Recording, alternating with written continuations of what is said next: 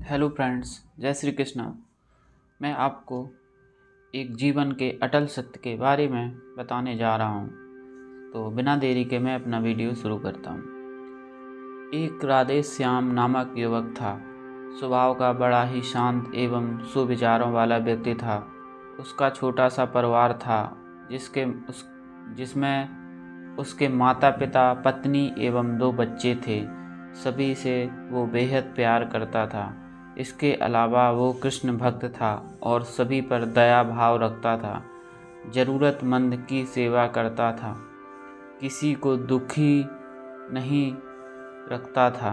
उसके इन्हीं गुणों के कारण श्री कृष्ण उससे बहुत प्रसन्न थे और सदैव उसके साथ रहते थे।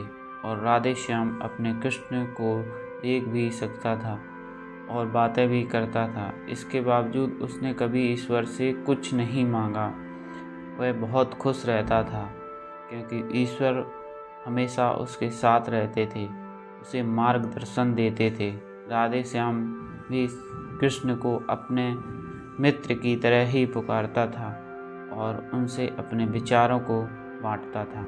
एक दिन राधे श्याम के पिता की तबीयत अचानक खराब हो गई। उन्हें अस्पताल में भर्ती किया गया।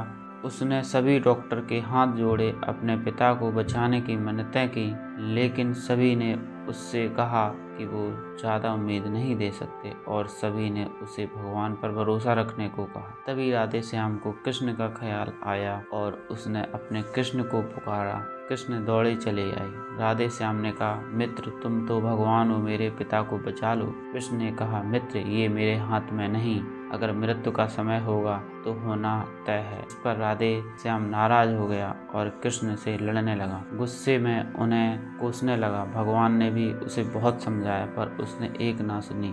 तब भगवान कृष्ण ने से कहा, मित्र मैं तुम्हारी मदद कर सकता हूँ, लेकिन इसके लिए तुम्हें एक कार्य करना होगा। राधे श्याम ने तुरंत पूछा, कैसा कार्य? कृष्ण ने कहा, तुम्हें किसी एक घर से मुट्ठी भर ज्वार लानी होगी और ध्यान रखना होगा उस परिवार में कभी किसी की मृत्यु ना हुई हो। राधे श्याम झट से हाँ बोलकर तलाश में निकल गया। उसने कई दरवाजे खटखटाए। हर घर में ज्वार तो होती, लेकिन ऐसा कोई नहीं होता जिनके परिवार में किसी की मृत्यु ना हुई हो। किसी का पिता, किसी का दादा, किसी का भाई, किसी की माँ, काकी, बहन। 2 दिन तक भटकने के बाद भी राधे श्याम को ऐसा एक भी घर नहीं मिला। तब उसे इस बात का एहसास हुआ कि मृत्यु एक अटल सत्य है का सामना सभी को करना होता है। इससे कोई नहीं भाग सकता और वो अपने व्यवहार के लिए कृष्ण से क्षमा मांगता है और निर्णय लेता है जब तक उसके पिता जीवित हैं उनकी सेवा करेगा। थोड़े दिनों बाद राधे श्याम के पिता स्वर्ग सिधार हो जाते हैं।